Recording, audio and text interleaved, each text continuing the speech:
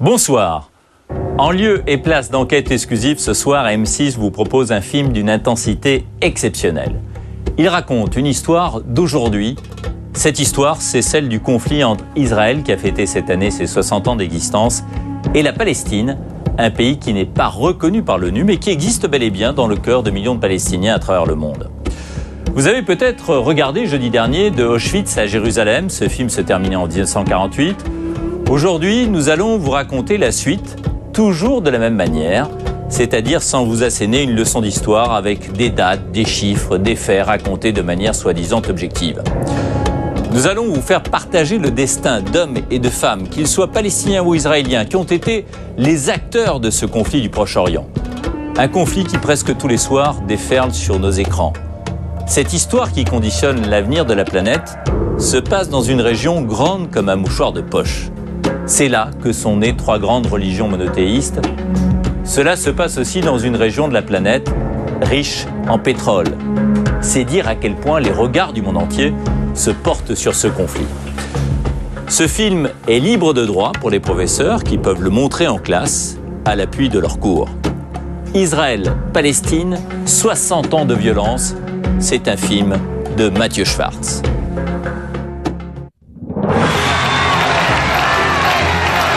Le 14 mai 1948, à Tel Aviv, David Ben Gourion proclame la création de l'État d'Israël.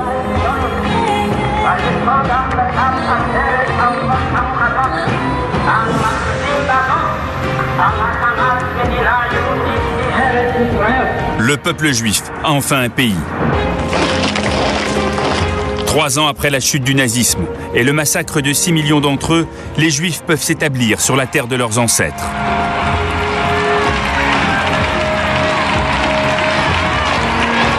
Mais pour les Arabes qui vivent sur cette même terre de Palestine, ce jour-là est celui de la Nakba, la catastrophe. Fuyant les combats ou chassés par l'armée sioniste, plus de 700 000 Arabes quittent le pays. Les familles sont persuadées qu'elles ne partent que pour un temps. Pourtant, ces réfugiés vont bientôt devenir un peuple en exil, qui cherche par tous les moyens à rentrer dans le pays qu'il appelle Palestine, et que d'autres appellent Israël.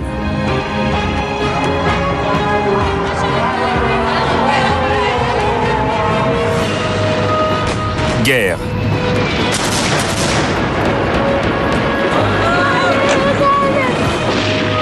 Armée clandestine.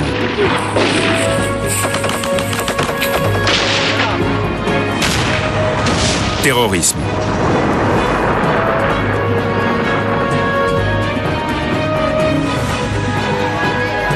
Révolte populaire.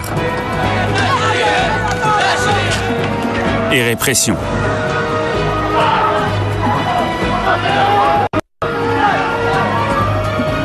Attentat suicide. Et représailles. Et parfois, tout de même, un espoir de paix.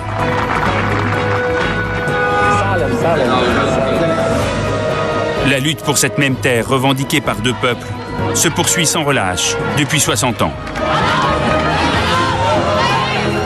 Une institutrice palestinienne devenue pirate de l'air.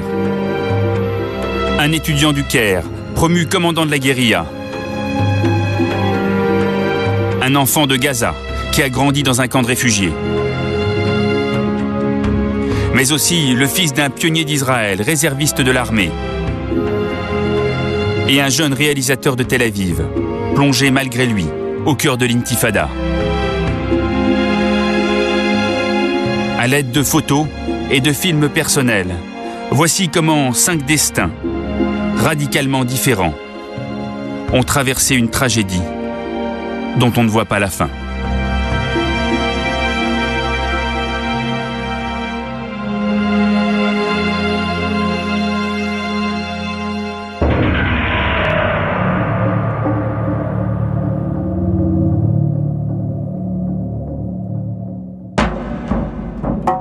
« 1949. Voici les frontières d'Israël.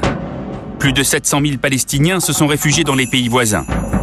Au Liban, en Syrie et dans 2 parties de l'ancienne Palestine qui sont restées arabes, la Cisjordanie, annexée par la Jordanie, et la bande de Gaza, sous contrôle égyptien.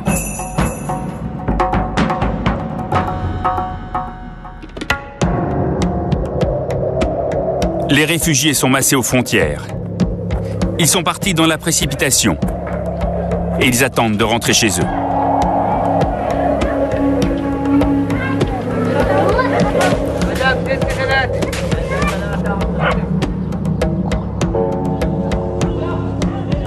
« 1967, 18 ans plus tard, les réfugiés sont toujours là.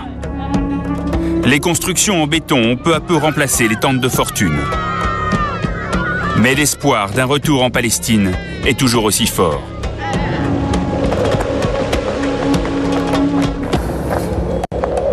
Leila Khaled est une jeune enseignante de 23 ans. C'est une révoltée, grande admiratrice de Che Guevara.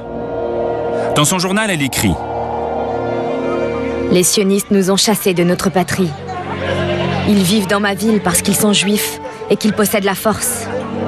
Mais un jour, nous, les rescapés du désert, nous aurons cette puissance et nous reprendrons la Palestine. » Leila Khaled habitait sur la côte méditerranéenne, à Haïfa, dans les beaux quartiers de la ville. À la création d'Israël, sa famille a fui les combats et s'est réfugiée au Liban.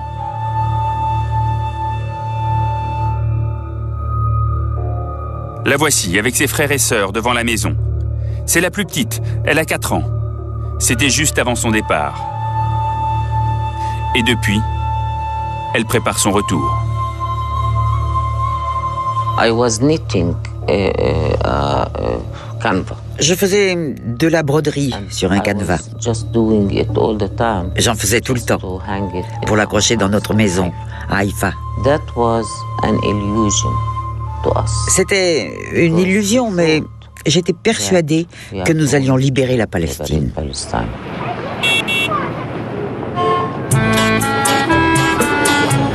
Dans les années 60, la Palestine de Leila Khaled a déjà changé. Israël est un pays en plein développement, où l'on vit à l'occidental. Une nouvelle génération est née, qui n'a connu ni le nazisme, ni l'exode. Sur les plages de Tel Aviv ou d'Eilat, on est loin des préoccupations de la jeune Palestinienne.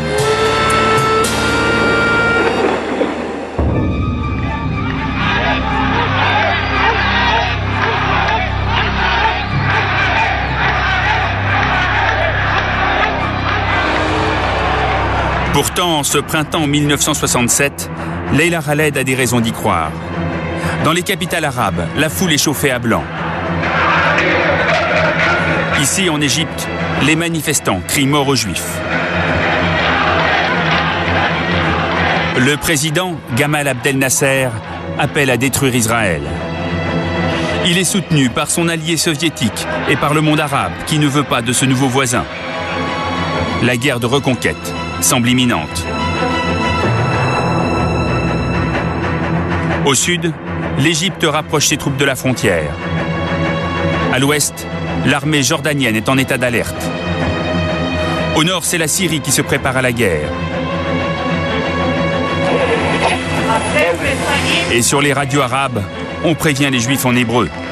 La catastrophe va s'abattre sur vous. Mais Israël va prendre tout le monde de vitesse.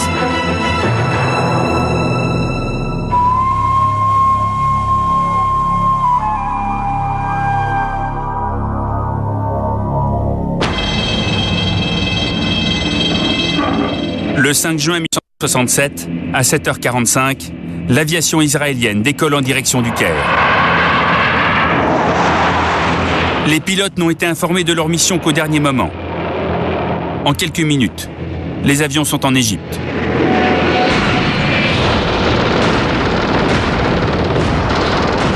Les Israéliens ont attaqué les premiers. L'aviation égyptienne est anéantie.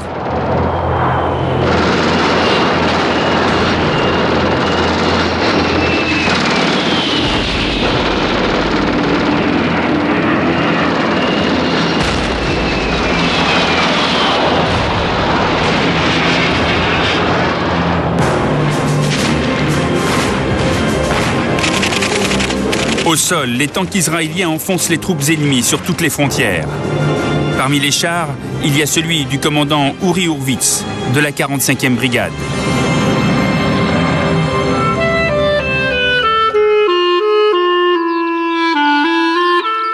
Uri est le fils d'un pionnier d'Israël. Son père a fui la Russie au début du siècle pour échapper au massacre antisémite. Avec un groupe de sionistes, il a fondé un des tout premiers kibboutz du pays, Kfar Giladi, près de la frontière libanaise. Des tentes, une première ferme, une deuxième, puis tout un village sur une colline perdue. Uri est né ici. Il a grandi en même temps que le kibboutz. Ce bout de terre, c'est toute sa vie. Il est très fier de ce que ses parents ont construit. Et pour lui, cette guerre est une question de survie. On défendait notre maison. On n'a pas d'autre endroit où aller dans le monde. Aucun autre. Qu'est-ce qui se serait passé s'ils avaient gagné? Ils nous auraient tous exterminés. Et ça, on le savait. Mais les troupes israéliennes ne se contentent pas de défendre. Elles conquièrent de nouveaux territoires. Au sud, elles envahissent le Sinaï et cette petite bande de terre qu'on appelle Gaza, où sont installés plusieurs camps de réfugiés palestiniens. Parmi eux, il y a le camp de Rafah.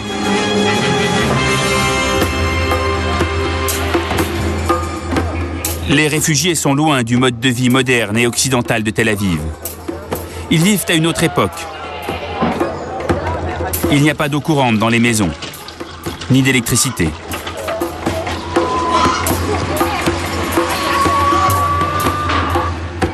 À quelques rues de la route principale, habite le petit Abdel Salam Shehadeh, 5 ans et demi, avec ses frères et sœurs. Son père a connu l'exode de 1948. Il vivait un peu plus au nord, dans un village qui appartient maintenant aux Israéliens. Ce matin-là, Abdel Salam est en train de dormir quand les premiers chars israéliens entrent dans le camp de Rafah.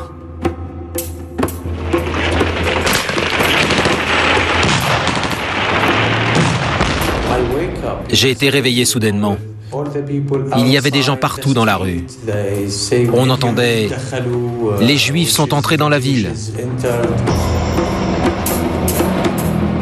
C'est la panique. Personne ne sait vraiment ce qui se passe. Dans la rue principale, je vois plein de cadavres.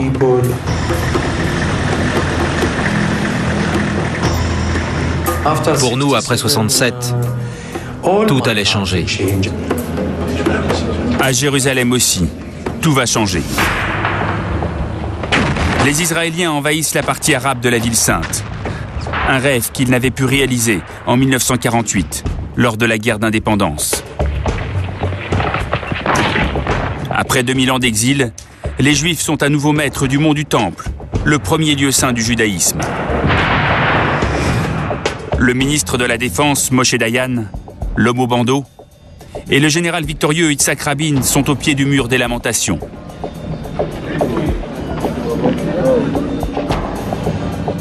La nouvelle se répand comme une traînée de poudre.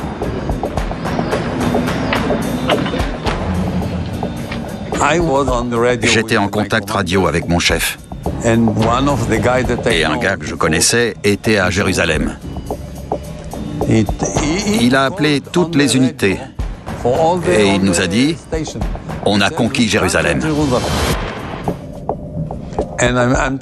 Et moi, j'étais là, assis, dans mon tank. Ça m'a fait quelque chose quand j'ai entendu à la radio qu'on avait pris le mur des lamentations. Même aujourd'hui, je ressens des choses que je ne peux pas expliquer. Yitzhak Rabin, le général victorieux, devient un héros national. Dans quelques années, il sera même le chef du gouvernement israélien. Son triomphe est absolu.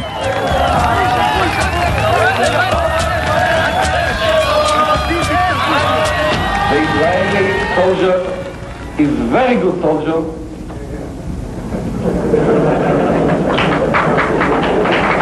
He is got the will to fight, the understanding what for is fighting, the courage to fight, and the training to fight.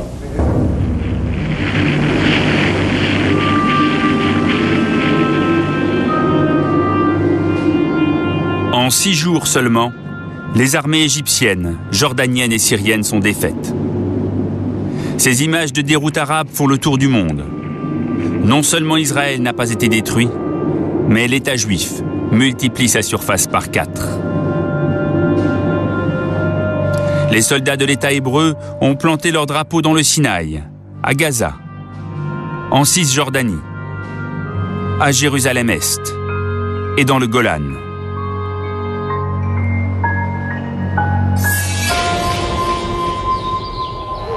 En 1967, le regard du monde va changer. Israël n'est plus le petit État hébreu assiégé, héritier de l'Holocauste. Ainsi, à Paris, le général de Gaulle lance cette définition polémique du peuple juif. Un peuple d'élite, sûr de lui-même et dominateur. Le ton est donné. Israël n'est plus une victime. C'est devenu une puissance militaire.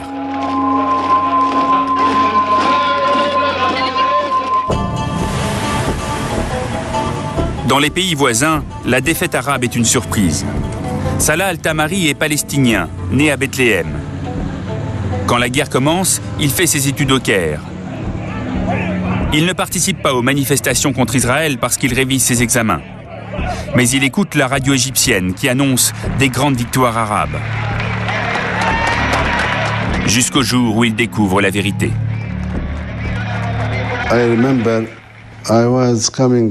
Je me souviens, je revenais de l'université. Et quand je suis arrivé dans mon immeuble, il y avait un voisin qui écoutait la radio anglaise.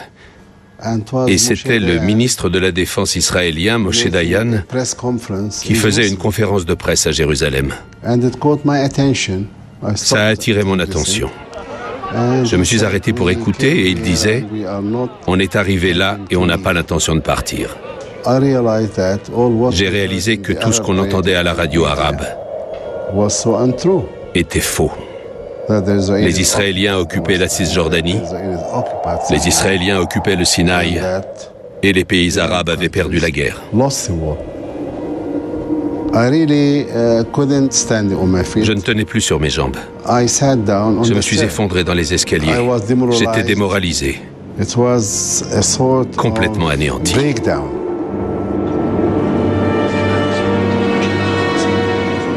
Dès lors, Salah al-Tamari a une certitude.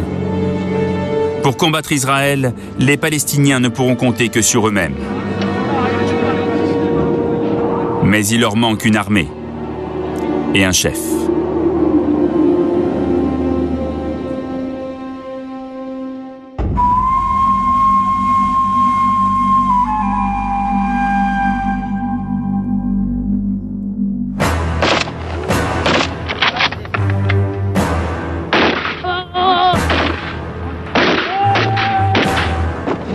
Un camp d'entraînement en Jordanie. Depuis quelques années déjà, une organisation clandestine forme des combattants. Le Fatah. Son chef s'appelle Yasser Arafat. C'est un ingénieur. Il est né en Égypte, mais son père est de Gaza et sa mère de Jérusalem. Arafat n'a jamais eu confiance dans les pays arabes. Il veut créer une armée palestinienne indépendante. Ce n'est encore qu'un inconnu qui vit caché dans une grotte avec quelques combattants. Mais tout va changer après la bataille de Karameh.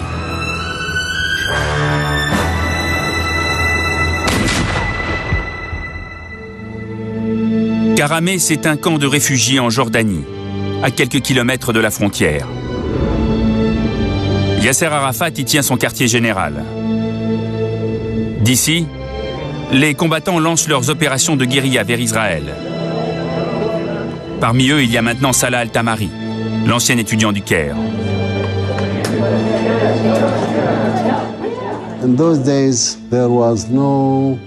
À l'époque, il n'y avait pas vraiment de chaîne de commandement. On était un petit groupe. Il y avait notamment Arafat. Chaque jour, on attendait notre tour pour passer la frontière et participer à une opération en territoire occupé. Ce que j'ai fait plusieurs fois. Le 18 mars 68, un bus scolaire israélien explose sur une mine posée par le Fatah. Il y a une trentaine d'enfants blessés et 2 morts. Pour Israël, c'est insupportable.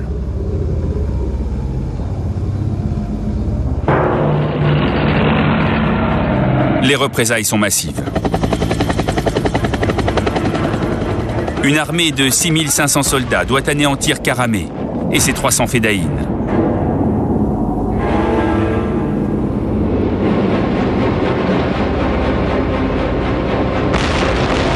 Mais contre toute attente, les Palestiniens tiennent leur position.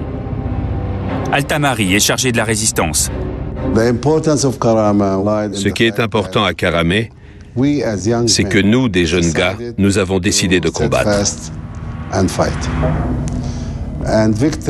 L'objectif, ce n'était évidemment pas de détruire l'armée israélienne, mais de prouver qu'on était des vrais combattants, prêts à mourir pour leur pays. Et on savait que chaque mort serait remplacée par des centaines, et peut-être des milliers de volontaires. Et c'est effectivement ce qui s'est passé.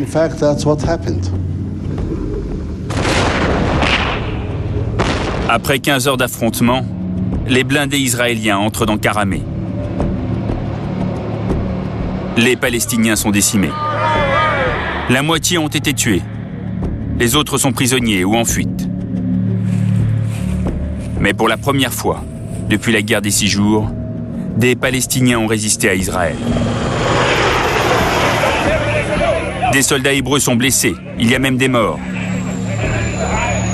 La défaite militaire devient une victoire psychologique pour les Palestiniens.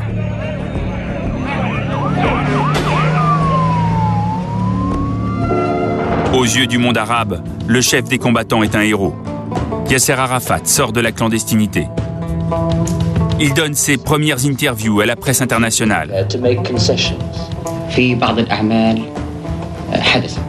We are going to establish our own Palestinian democratic state, a state in which everybody, all citizens, Christians, Jews, Muslims, are going to live on equal basis and in brotherhood. Il prend la tête de l'OLP, l'Organisation de libération de la Palestine, qui regroupe tous les mouvements de lutte. À 40 ans, avec ses lunettes noires et son kéfier, il incarne désormais la résistance palestinienne.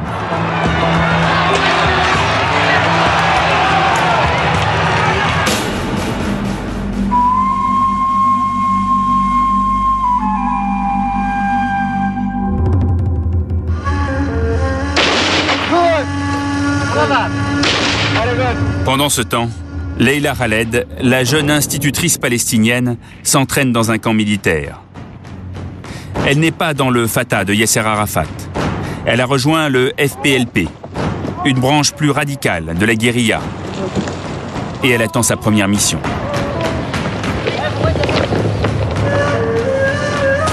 En 69, elle est enfin convoquée. Et ce qu'on lui demande alors est tout à fait extraordinaire. Mon chef m'a demandé « Est-ce que tu es prête à mourir ?» J'ai dit « Bien sûr que oui ». Et il m'a dit « C'est pas ça la question. Est-ce que tu es prête à aller en prison ?» Bien sûr. Il y a beaucoup de mes camarades, de mes frères et sœurs dans les prisons israéliennes. Il m'a dit « C'est pas non plus la question. Es-tu prête à détourner un avion ?»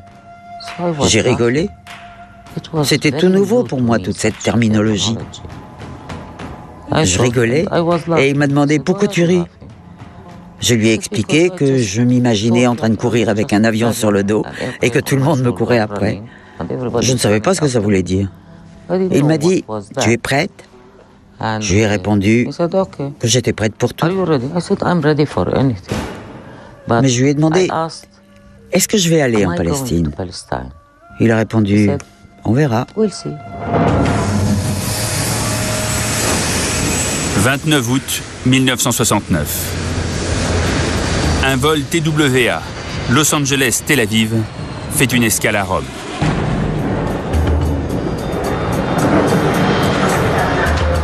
Leila Khaled monte à bord avec un complice. Parmi les passagers, il devrait y avoir Yitzhak Rabin, le général victorieux de la guerre des 6 jours.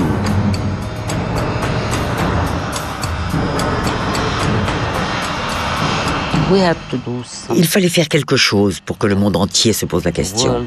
Mais qui sont donc ces Palestiniens?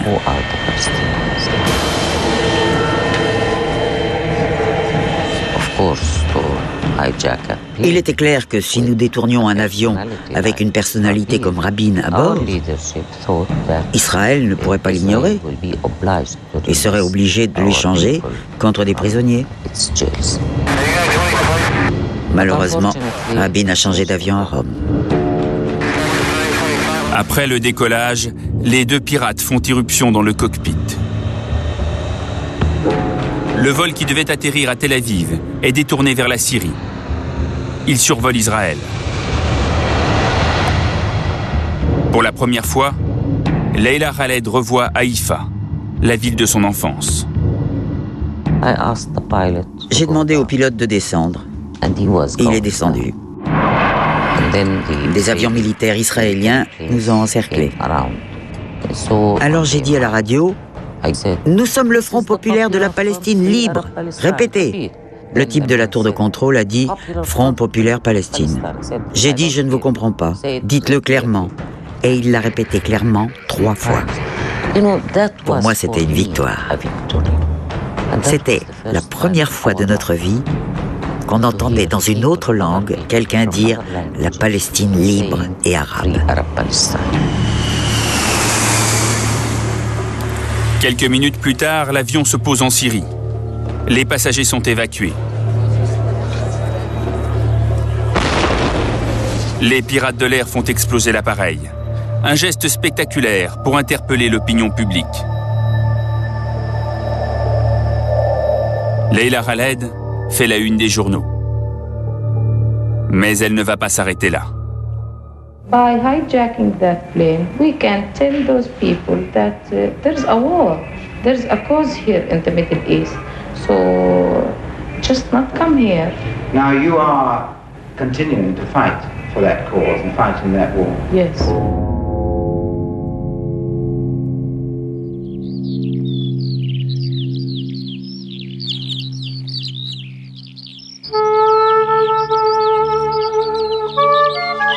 Au nord d'Israël, le réserviste Uri Hurwitz doit à nouveau quitter son kibbutz de Kfar Giladi. Mais cette fois, ce n'est pas pour rejoindre son tank. Le gouvernement l'a recruté pour renforcer la sécurité à bord des avions. Uri impose des nouveaux contrôles dans les aéroports et des hommes armés sur les vols de la compagnie israélienne El Al. Des mesures qui vont tout changer.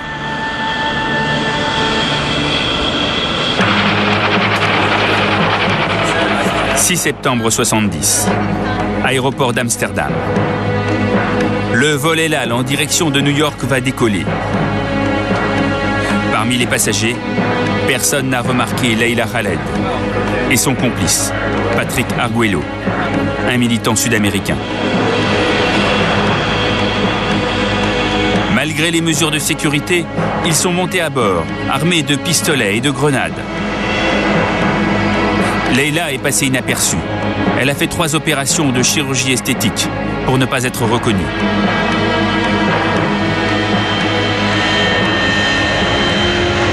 Ce qu'elle ne sait pas, c'est qu'il y a à bord plusieurs hommes armés. Ce qui s'est passé, c'est que les Israéliens ont commencé à tirer à la minute où on s'est levé. On a demandé aux gens de rester calmes. J'ai couru vers le cockpit. Patrick était derrière moi, ça tirait de partout.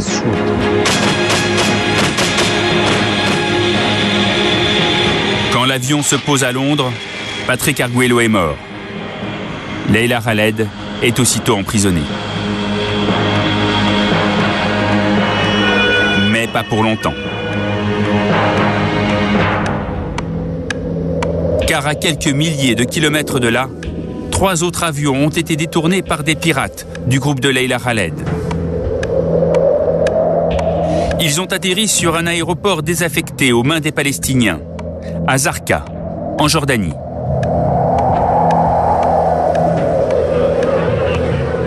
C'est une opération sans précédent. 400 passagers américains, anglais et suisses sont retenus en otage. Les Fedayines veulent les échanger contre des prisonniers. Et Leila Khaled fait partie des conditions. Our demands and conditions are very clear, and we will not go back on them no matter what happens. These conditions are the release of Comrade Leila Khaled and the martyr's body, and their arrival to a safe place in exchange for the British hostages. En Israël, le Premier ministre Golda Meir demande la plus grande fermeté. Elle ne veut pas que les Anglais libèrent Leila Khaled. What are they going to do when they'll be free? This young lady will go to a convent. She will get married and raise children. She will go back to her teaching position. She announces. She will do it again. She will try to do it again. I don't know on which plane after this. Après 6 jours de tractation, les otages sont relâchés. Ils sont encore tous surpris de leur aventure. La plupart n'avaient jamais entendu parler de la Palestine. En échange, les pirates de l'air obtiennent la libération de prisonniers. Et une fois encore, devant les caméras du monde entier, ils font exploser les avions.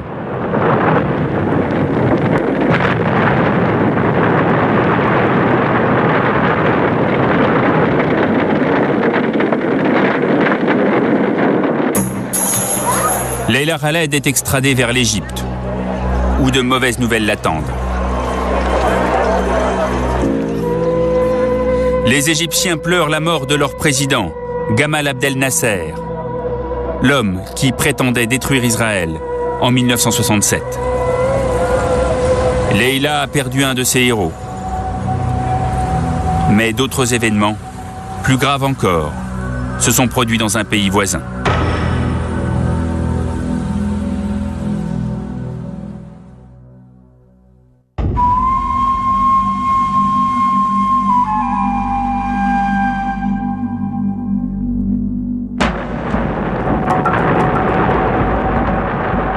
L'explosion des avions à Zarqa a provoqué la fureur du roi Hussein de Jordanie. Depuis quelque temps déjà, le roi ne supporte plus ces Palestiniens qui se croient dans son pays comme chez eux. Leurs milices contrôlent des quartiers entiers de la capitale, Amman. Certains de leurs dirigeants appellent même ouvertement à renverser le roi. Hussein sait qu'il est en danger. L'explosion des avions est le prétexte qu'il attendait.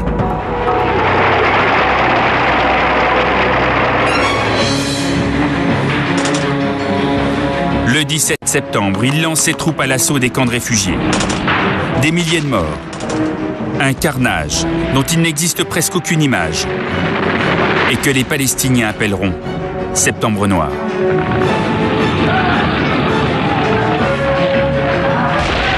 Une fois encore, Salah al-Tamari est au cœur des combats. Ça a été plus douloureux encore que Karameh et que la guerre des 6 jours. Quand on se bat contre les Israéliens, on s'attend à tout.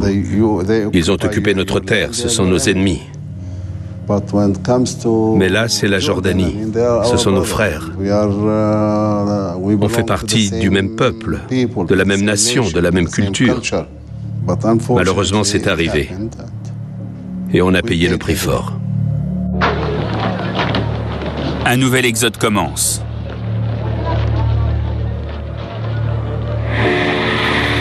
Les combattants palestiniens et leurs familles sont chassés du pays. Ils fuient la Jordanie en direction du Liban. C'est de là que Yasser Arafat et ses troupes entendent désormais mener le combat. Le chef de l'OLP pourra compter sur le soutien du commandant de Karameh. Salah al-Tamari l'accompagne à Beyrouth.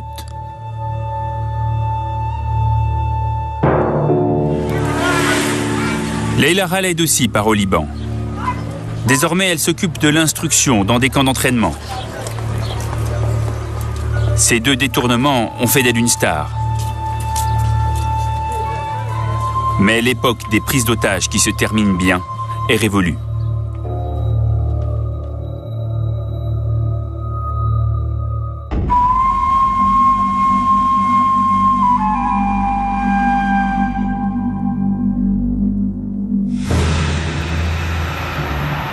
Septembre 1972, Jeux Olympiques de Munich.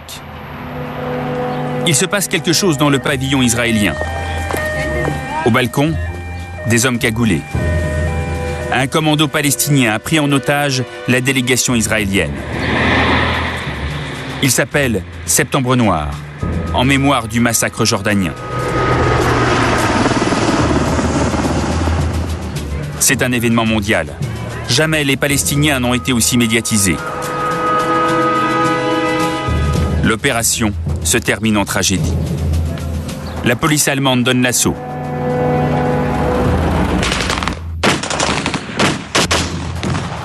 Les preneurs d'otages ont exécuté les 11 athlètes avant d'être abattus ou arrêtés. Et le terrorisme sanglant n'en est qu'à ses débuts.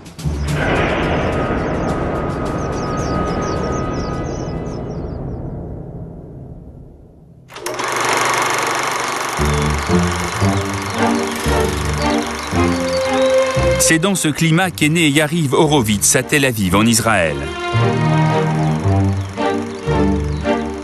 Sa mère est une pacifiste militante de gauche. Son père est plutôt libéral. Et pourtant, même si à la maison Yariv entend parler de bonheur et de paix entre les peuples, l'atmosphère générale du pays est pesante.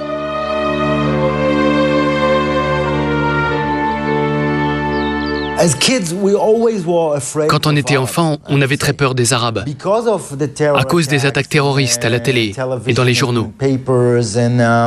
Beaucoup d'histoires violentes étaient colportées sur ce que les Arabes faisaient. C'est comme ça qu'on a grandi ici, dans la peur. Mais au début des années 70, le terrorisme n'est pas la seule menace. Le petit Yariv a d'autres raisons d'avoir peur.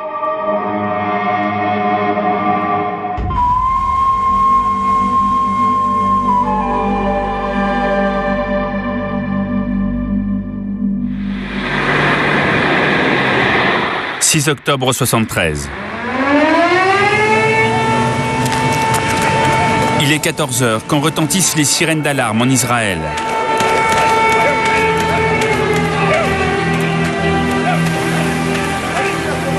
On est en plein jeûne du Kippour, la fête juive du Grand Pardon. Un de mes premiers souvenirs, ce sont les sirènes de Yom Kippour, en 73. J'avais 2 ans, et je m'en souviens, à cause du choc de ma mère, courant, avec le landau. Je ne sais pas si je m'en souviens, ou si elle m'en a parlé, mais c'est là, quelque part, dans mes souvenirs. Cette fois, c'est une nouvelle guerre. L'Égypte et la Syrie attaquent. Les voisins arabes veulent récupérer les territoires perdus pendant la guerre des 6 jours.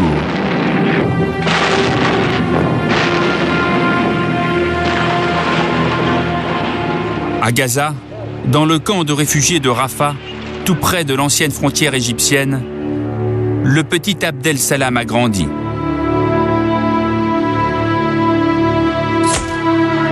Il a maintenant 11 ans. Il va à l'école mise en place par les Nations Unies. Ce jour-là, il écoute son émission préférée à la radio. La radio a commencé à diffuser les hymnes nationaux. On a compris qu'il se passait quelque chose d'anormal. Et on a appris que les Égyptiens avaient envahi le Sinaï. Je me souviens du maire qui nous a demandé de monter sur le toit pour vérifier si les balles étaient égyptiennes ou israéliennes. Les Israéliens sont pris au dépourvu. 6 ans après le triomphe de la guerre des 6 jours, le pays est menacé. Le réserviste Uri Hurwitz, l'homme du kibboutz, est parti en mission à l'étranger. Lorsqu'il apprend la nouvelle, il se rue dans le premier avion. Quand la guerre du Kippour a éclaté, j'étais au Canada. Et je suis tout de suite revenu en Israël. Il n'y a aucun autre pays au monde, ni en France, ni en Italie, ni même aux États-Unis, où les gens reviennent pour se battre. Les jeunes, de partout, comme je l'ai fait, en laissant tout tomber. La guerre du Kippour n'est pas qu'un conflit de plus entre juifs et arabes. C'est une crise mondiale. Car les pays arabes ont une nouvelle arme, le pétrole. Ils refusent de vendre leur production aux amis d'Israël. En Amérique, en Europe, le prix de l'essence s'envole. Le choc pétrolier va bousculer l'économie mondiale pendant des années.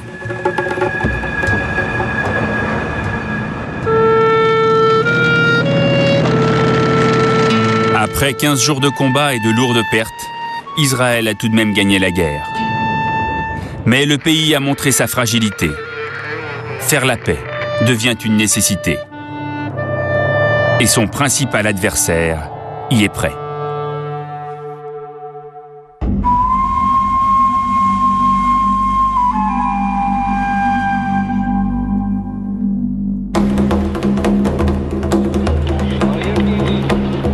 Le 19 novembre 1977, l'impensable se produit. Anwar el-Sadat, le président égyptien, se rend à Jérusalem. Jamais un dirigeant arabe n'était venu dans l'État hébreu.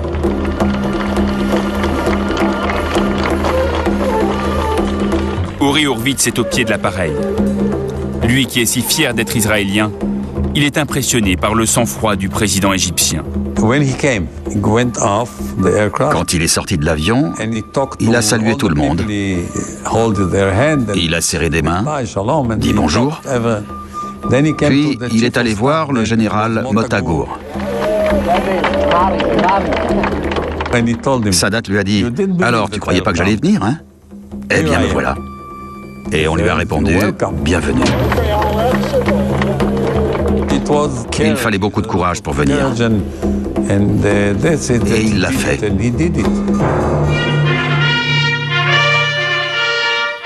Quelques années plus tard, Sadat le paiera de sa vie. Il sera assassiné par un islamiste radical. Mais pour l'heure, il fait un triomphe au Parlement israélien. Let us decide one thing. It must go on, face to face, between us and between you, so that even an old lady like I am will live to see the day. I've always said that. You always call me an old lady, Mr. President. Tout sourire, il plaisante avec l'ex-premier ministre Golda Meir. Mr. President, as a grandmother to a grandfather, may I give you a little present for the new granddaughter, and thank you for your present that you have given me.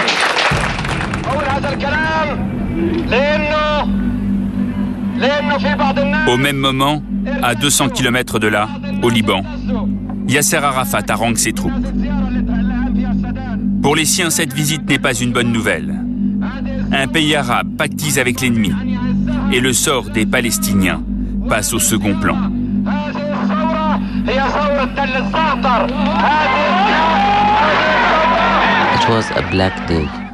C'était un jour noir pour nous tous.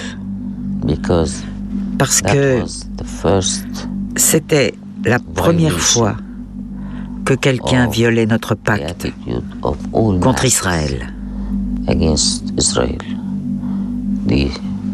Voilà un peuple qui occupe notre pays, qui nous a expulsés par la force, et malgré tout, un leader arabe va négocier avec eux, à nos frais.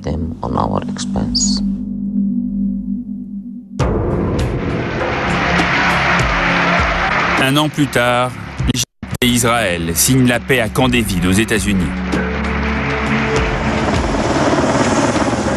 En échange, les troupes israéliennes évacuent le Sinaï, qu'elles occupent depuis la guerre des 6 jours.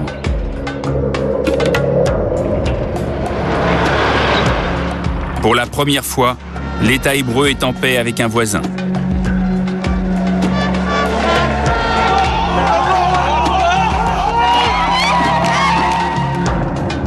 Mais dans les camps de réfugiés, rien n'a changé. Ici, au Liban, on en est à la 3e génération.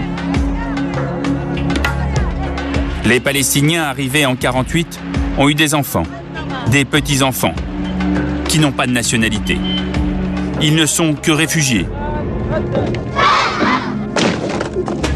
Dès leur naissance, on leur apprend qu'ils ne sont pas chez eux et qu'un jour ils vont rentrer en Palestine.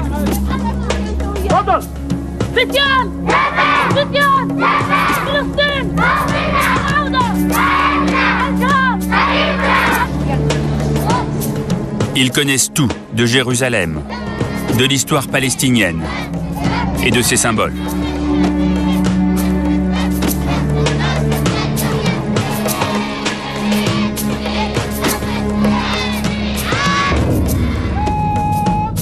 Les réfugiés sont encadrés et formés par les troupes de l'OLP.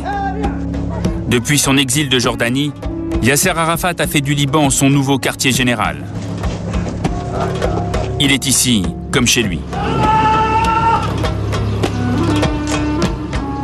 Il a constitué une véritable armée qui multiplie les attaques au nord d'Israël. La réaction de l'État hébreu ne va pas tarder.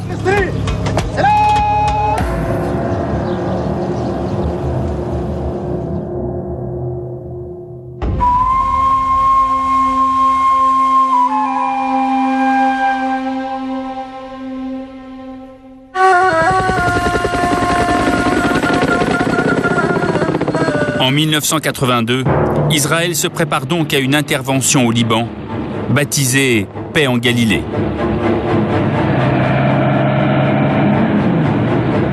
Yariv a maintenant 11 ans.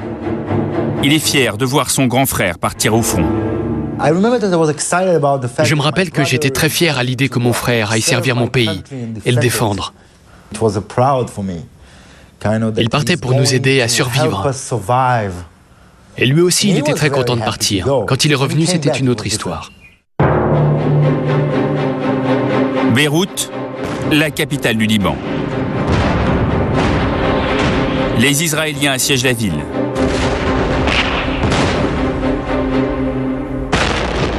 L'opération Paix en Galilée s'est transformée en guerre. À l'origine, les troupes ne devaient s'avancer que de 40 km pour sécuriser la frontière. Mais les généraux israéliens veulent en finir avec l'OLP. Ils ont poussé jusqu'à Beyrouth.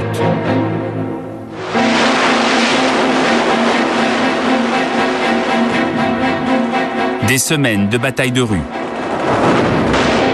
de face à face au milieu des civils, dans les rues de la capitale.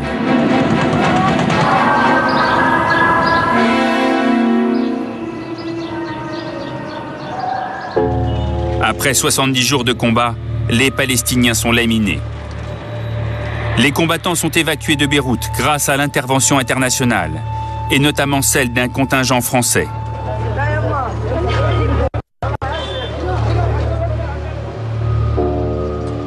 Cette fois, Salah al-Tamari ne partira pas. Il est fait prisonnier. Il sera libéré 1 an plus tard lors d'un échange contre des soldats israéliens.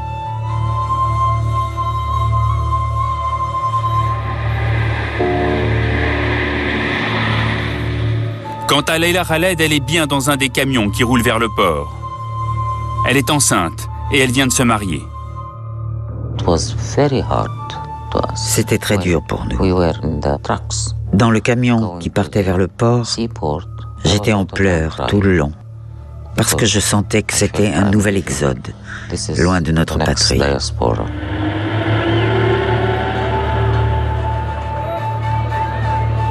Après la Jordanie, le Liban, les Palestiniens reprennent la route de l'exil.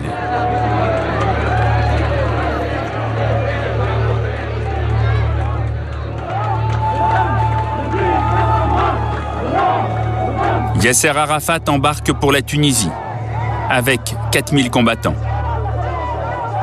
Mais leur famille reste sur place, et un nouveau drame les attend.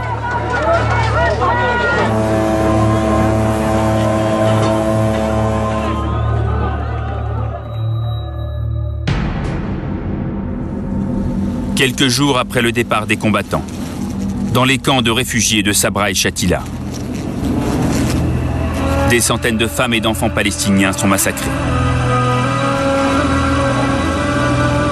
Ce sont les hommes d'une milice chrétienne qui sont venus venger l'assassinat de leur chef, le nouveau président libanais. Un carnage.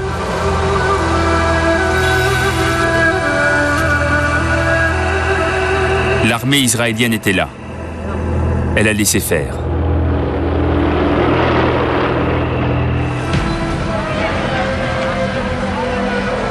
En Israël, 400 000 personnes scandalisées descendent dans la rue. C'est la plus grosse manifestation de l'histoire du pays.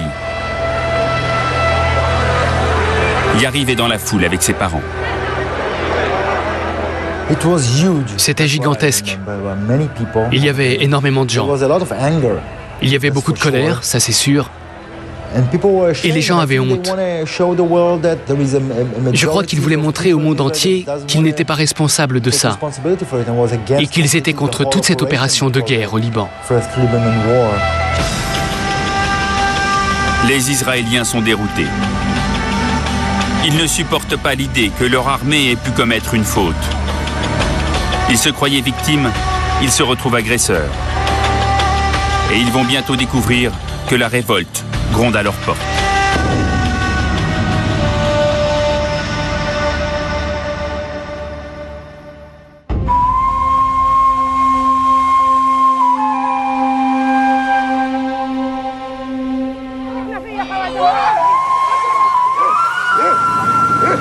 La bande de Gaza en 1987. Le petit Abdel Salam est devenu informaticien. Il vient d'avoir 26 ans et il s'est marié avec sa voisine.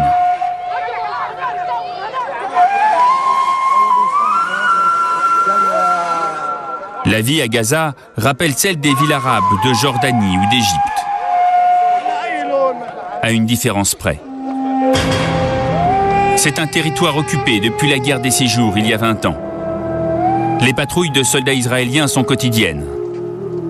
Abdel Salam ne les supporte plus. On vit dans ce camp depuis toujours. Et on voit des patrouilles tout le temps. C'est comme un mur entre vous et votre vie, vous et votre liberté. Ces soldats sont un obstacle à vos espoirs, à vos rêves, et vous ne pouvez pas partir.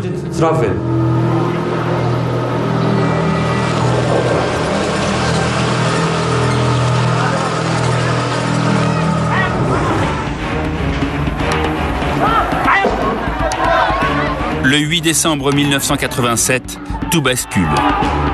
Les habitants descendent dans la rue et jettent des pierres sur les soldats israéliens. Un banal accident de voiture a tout déclenché. C'est le début de l'intifada, un mot arabe qui veut dire soulèvement. Abdel Salam a une caméra. Il filme. Et parfois, comme les autres, il jette des pierres. C'est la première fois que des gens se sont mis à ramasser des pierres et à les jeter. Moi aussi, je l'ai fait. J'ai posé ma caméra et j'ai jeté des pierres, au moins 5 ou 6.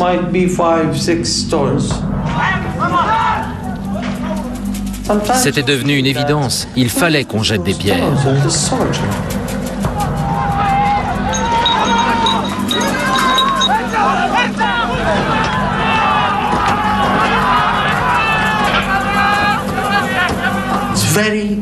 La raison est très simple. C'est pour leur dire, que faites-vous ici? Votre langue est différente. Vous avez un uniforme difficile à accepter. Vous vous comportez mal avec moi. Vous fermez la porte. Vous fermez la fenêtre.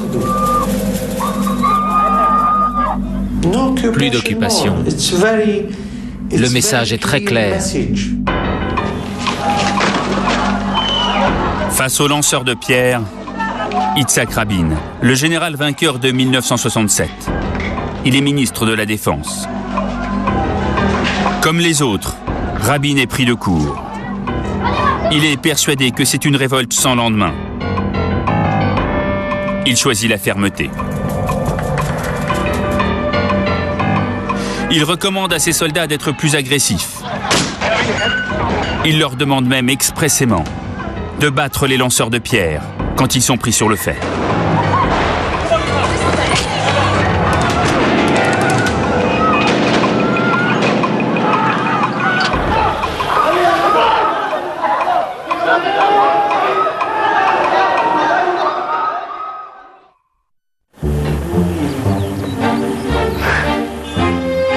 Loin du tumulte, à Tel Aviv, Yariv Horowitz est devenu un adolescent.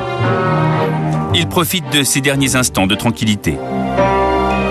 À 18 ans, comme tout citoyen israélien, il doit faire ses 3 ans de service militaire. En pleine intifada, il est envoyé dans les territoires occupés.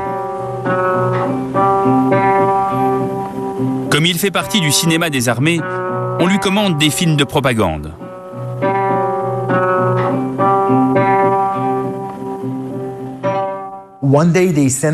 Un jour, ils m'ont envoyé chez les paras pour faire un film, pour booster le moral des troupes.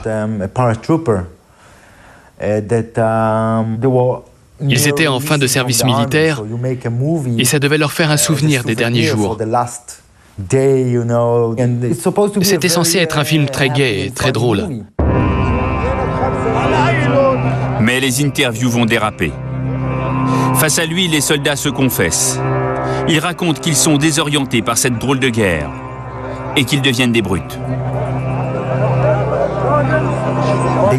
Ils m'ont raconté ce qu'ils faisaient. Combien ils étaient frustrés de courir après des enfants qui leur lançaient des pierres toute la journée sans les attraper. Et comment ils les attrapaient maintenant, avant même qu'ils ne jettent des pierres.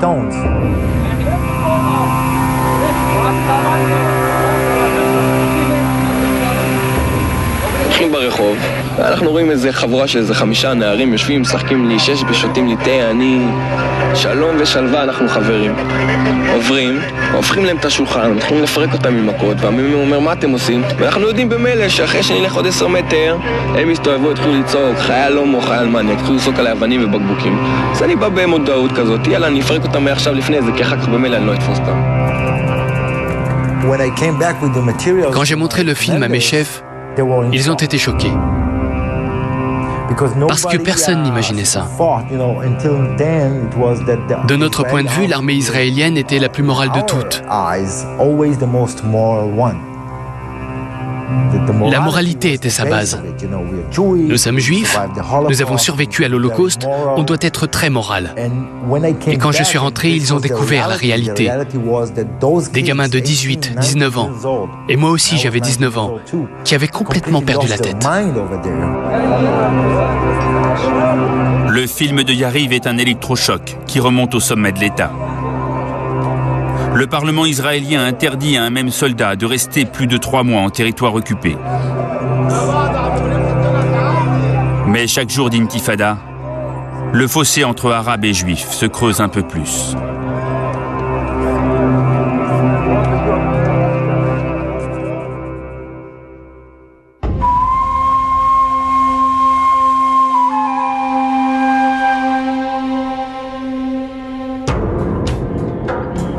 « 13 septembre 1993, à Washington, la Maison-Blanche.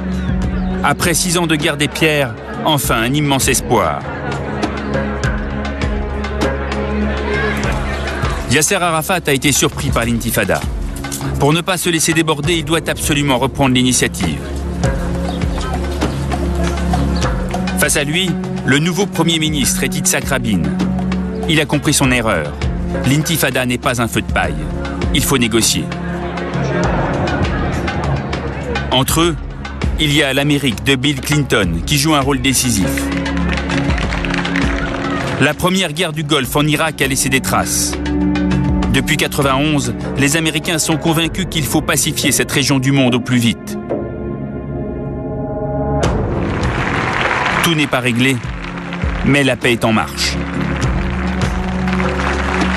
Après des mois de négociations secrètes à Oslo, en Norvège, ils vont signer un accord qui prévoit une autonomie de la Palestine. Les Israéliens s'engagent à retirer leurs troupes de Gaza et de Cisjordanie. À terme, ces territoires pourraient devenir un État palestinien.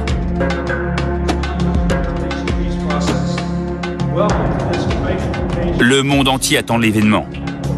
La poignée de main entre les deux ennemis mortels d'hier ne va pas de soi.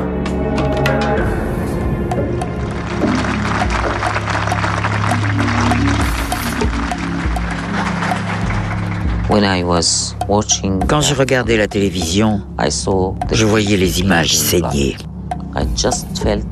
Je voyais le sang des martyrs, de tous ceux qui étaient morts au combat. Et quand Arafat a serré la main de Rabin, je l'ai détesté à ce moment-là. Ouais, vraiment.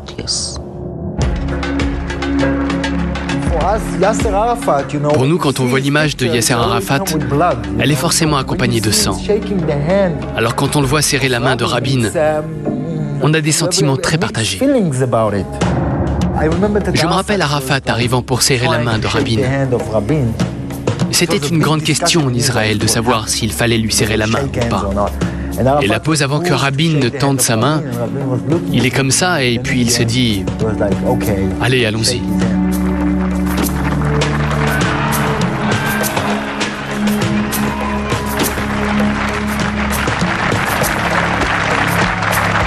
The time for peace has come. We who have fought against you, the Palestinians, we say to you today, in a loud and a clear voice, enough of blood and tears. Enough!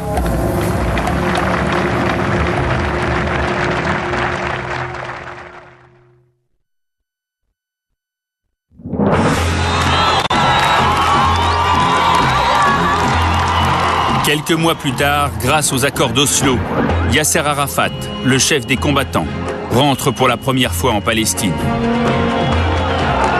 Il fait une entrée triomphale à Gaza. Il sera bientôt le premier président de l'autorité palestinienne. Abdel Salam a maintenant 4 enfants. Il est devenu caméraman dans une agence de presse. C'est un jour inoubliable. Moi, depuis mon enfance, je voyais Arafat à la télé. C'était notre héros, le symbole même de notre résistance. Moi, j'ai cru à ce jour-là, quand Arafat est entré dans Gaza. J'ai ressenti des choses très fortes. J'ai fait des images, des visages, des gens heureux.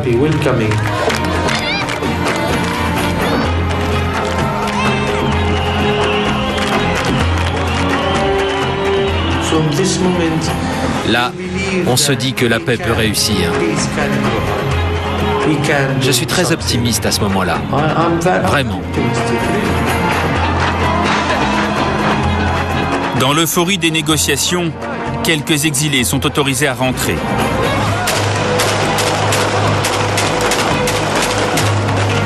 Salah Al-Tamari, le commandant de Karameh.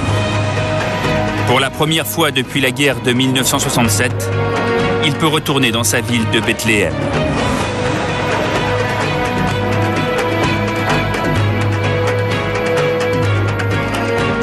Le cas de Leila Khaled est plus compliqué. Israël ne veut pas d'une ancienne terroriste. Elle obtient tout de même une autorisation exceptionnelle de se rendre pour quelques jours dans les territoires occupés.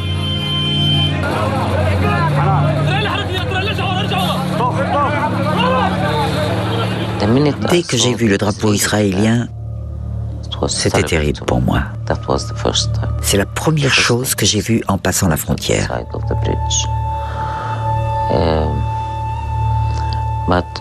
Mais je voulais voir les miens.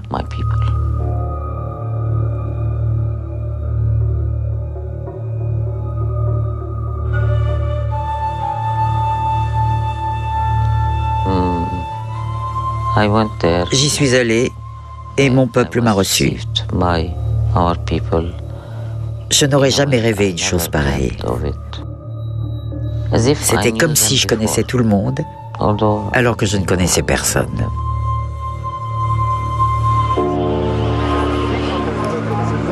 Leila Khaled se rend à Gaza pour participer au Congrès national palestinien.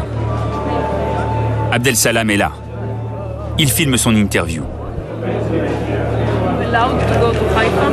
I don't think so.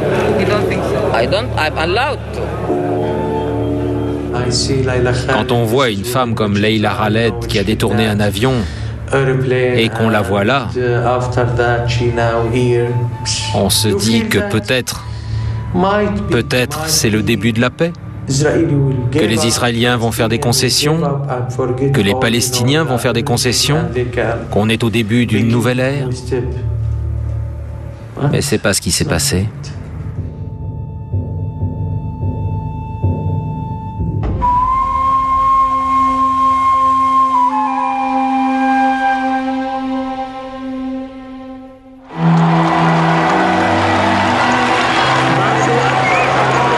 « 4 novembre 1995. La place des rois d'Israël à Tel Aviv est noire de monde. La plus grande manifestation depuis Sabra et Shatila. C'est un rassemblement pour la paix. Côte à côte, le drapeau israélien et palestinien. À la tribune, le Premier ministre Yitzhak Rabin est ému. Il ne s'attendait pas à une telle foule. Depuis qu'il a serré la main d'Arafat, une partie des Israéliens l'accuse de trahison.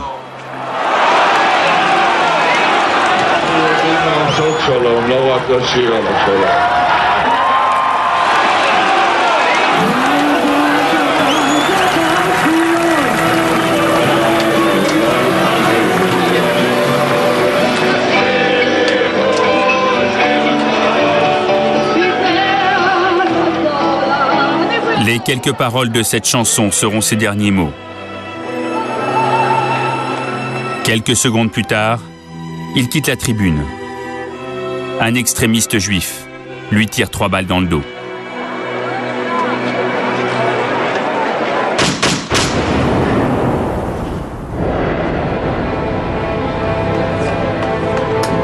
Ses partisans sont atterrés. Aux yeux du monde, Rabin incarnait l'espoir. Même le président américain cache mal son désarroi.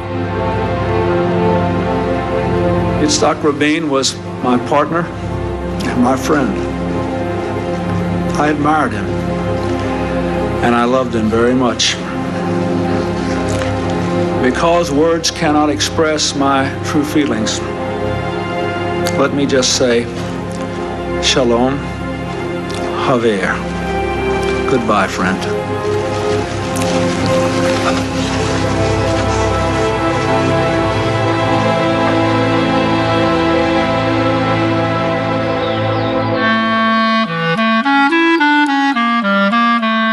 Au kibbutz de Kfar Giladi, l'émotion est considérable. Uri Hurwitz a 68 ans. Il passe une retraite paisible quand il apprend la nouvelle. Il connaissait bien le Premier ministre. Rabin était venu plusieurs fois au kibbutz pour participer à des cérémonies.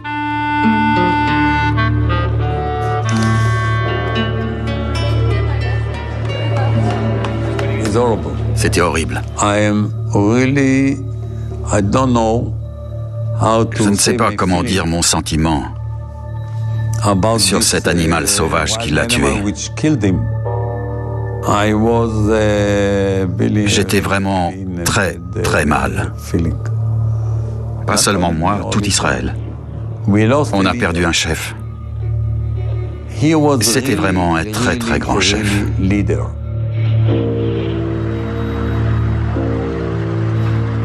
L'assassinat de Rabin est un coup dur pour un processus de paix déjà bien mal en point. Ses successeurs n'ont pas toujours les mêmes certitudes. Certains, comme Ariel Sharon, déclarent même ouvertement que les accords d'Oslo sont la plus grande catastrophe jamais arrivée à Israël.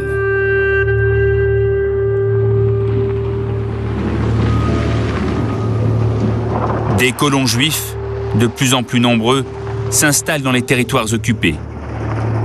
Ils veulent rendre impossible la création d'un État palestinien. Et ils le disent ouvertement. It's our country. It's not Palestine, and it's not the Palestinian state. It's Israel. It's the holy Jewish state, and I'm a Jew, and every Jew has a right to live in the Jewish state and stand wherever he or she wants. Côté palestinien aussi, le processus de paix a de sérieux adversaires. Et Yasser Arafat est de plus en plus contesté. Depuis un moment déjà, l'islam radical venu d'Iran prend de l'influence dans tout le Proche-Orient. Arafat est dépassé par des mouvements religieux extrémistes qui refusent la négociation avec Israël. Le plus important d'entre eux est le Hamas.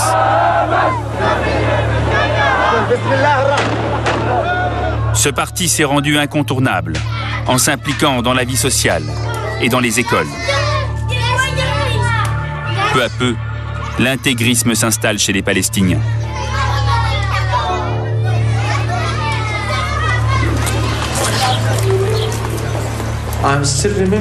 Je me souviens de ma sœur qui avait des vêtements modernes, des robes, des jupes courtes. Maintenant, les femmes sont toutes pareilles, en noir.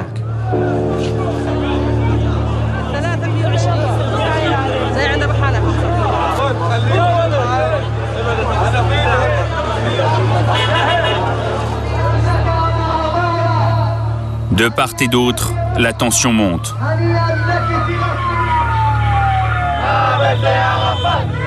Tout est prêt pour une nouvelle explosion.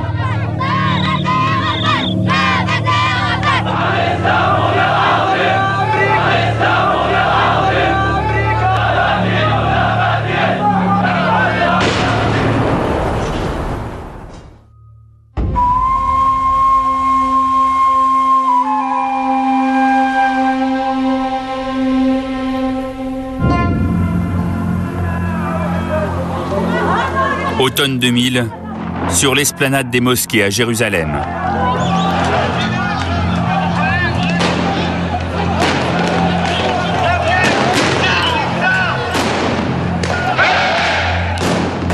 Une nouvelle intifada commence.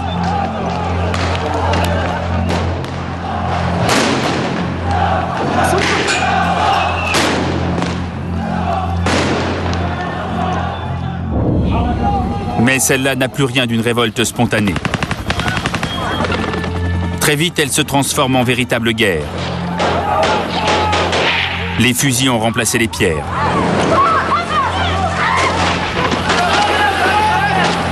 Les combats de rue font des centaines de morts.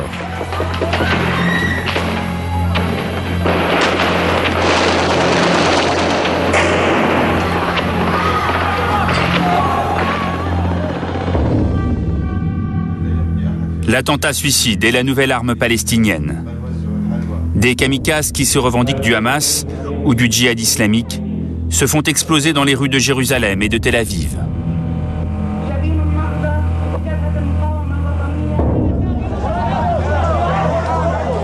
À chaque fois, les mêmes scènes de panique et les mêmes images de carnage.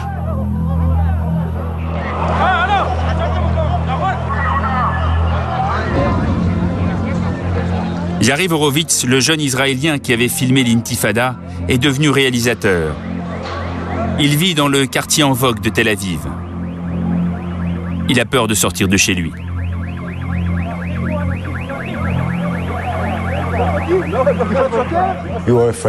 On avait peur, tout le temps. C'était 2 fois par semaine, 3 fois par semaine. On ne savait jamais. Il y a eu un attentat à 2 minutes d'ici. Il y en avait partout. C'était déprimant. Vraiment déprimant. À chaque attentat, Israël répond par la violence.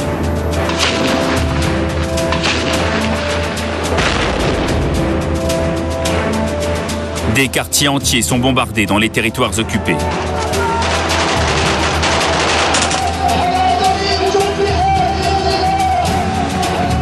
Quand Israël lance une opération de représailles sur le camp de Rafah, Abdel Salam est en train de filmer.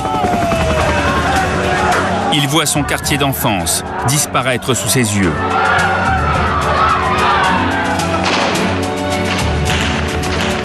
Le voici en t-shirt orange avec sa caméra. Ce jour-là, il échappe de peu à la mort.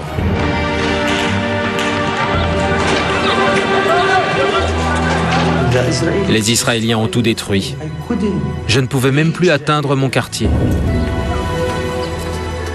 Tous mes amis, mon école primaire, détruite. C'est terrible l'école. On a plein de souvenirs. On ne retrouve plus rien.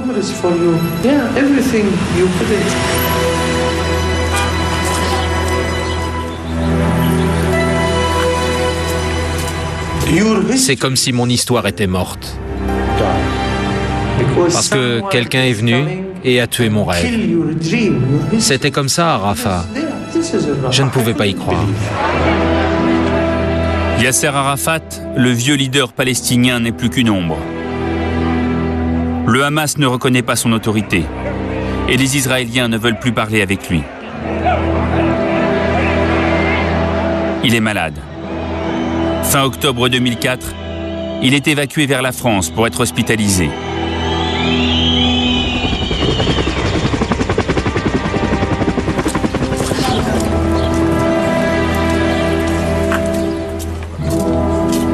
Al-Tamari, le commandant de Karameh, se souvient de leur dernier dîner.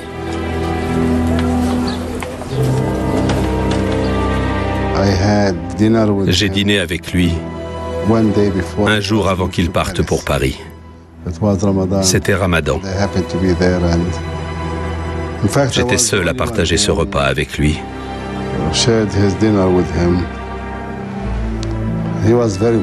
Il était faible, vraiment très faible. Et quand il est parti, je savais que je ne le reverrais jamais.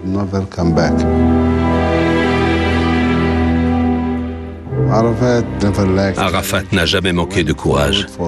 Il est allé au bout de ses idées. Et si notre mouvement de résistance a survécu, c'est grâce à lui, personnellement. Et c'était quelqu'un qui pouvait faire la paix avec les Israéliens.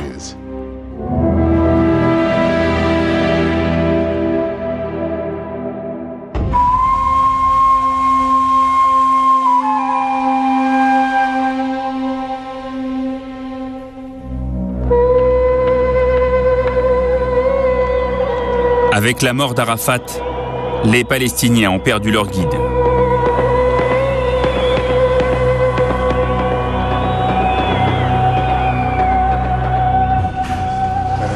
Déçus par le processus de paix et par le Fatah, ils se tournent massivement vers le Hamas qui remporte les élections.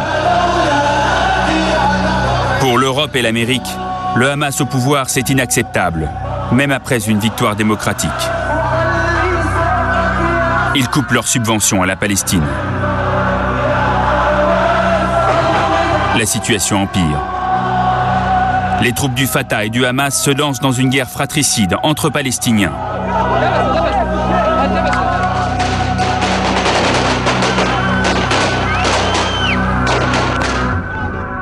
C'est surtout sur Gaza que se focalise l'attention du monde. En 2005, Israël se débarrasse de ce territoire. L'armée se retire de Gaza pour la première fois depuis 1967. Même les colons juifs, furieux, doivent partir.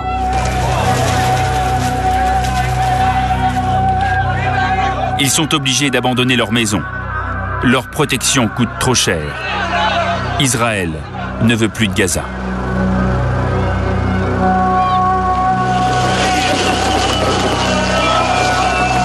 Les Palestiniens fêtent le départ des soldats hébreux. Pourtant, ces images sont illusoires. Car Israël garde la maîtrise de toutes les frontières et donc de l'économie de la région.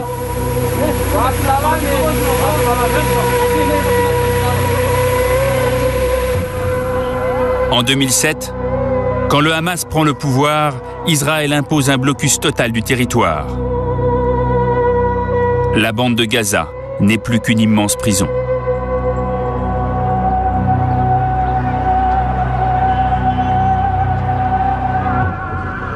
Depuis, Chaque semaine, le Hamas envoie des roquettes en Israël. Et Israël répond par des raids aériens sur Gaza.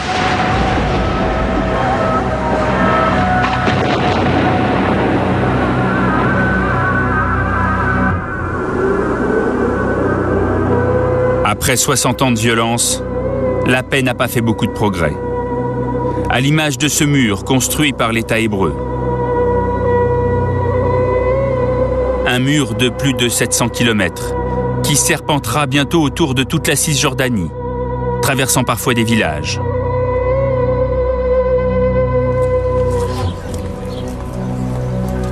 Une barrière de sécurité pour se protéger des attentats suicides, disent les Israéliens.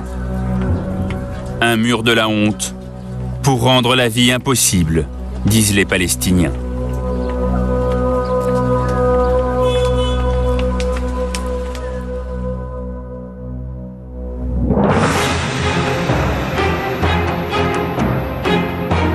Aujourd'hui, Uri Hurwitz a 82 ans. Le fils de pionnier qui a fait toutes les guerres a toujours la même confiance en son pays. Il est fidèle à son kibboutz de Kfar Giladi. Et quoi qu'il arrive, il a l'intention d'y finir sa vie.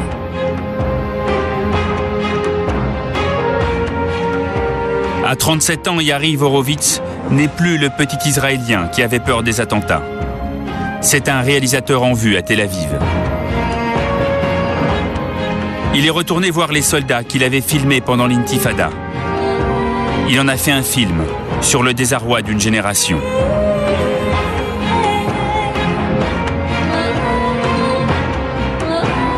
Salah Al-Tamari a 65 ans. L'étudiant du Caire, devenu commandant à Karameh, est maintenant gouverneur de Bethléem, la ville où il est né. Une ville défigurée par le mur.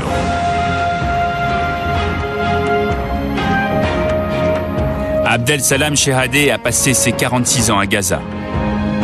Le petit garçon qui a vu les chars arriver en 1967 est devenu patron d'une agence de presse. Il vit coupé du monde par le blocus israélien.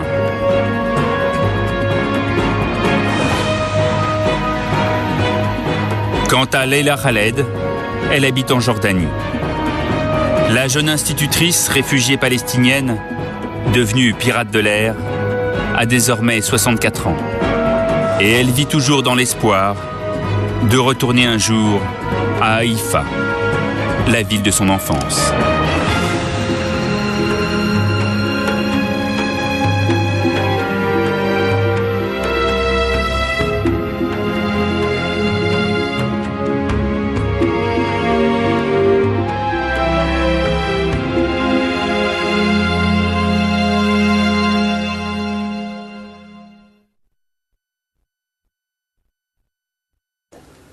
Israël-Palestine, 60 ans de violence, c'était un film réalisé par Mathieu Schwartz, montage Raphaël Bourdelon. Sachez que vous pourrez revoir l'intégralité de ce film dès demain sur m6replay.fr.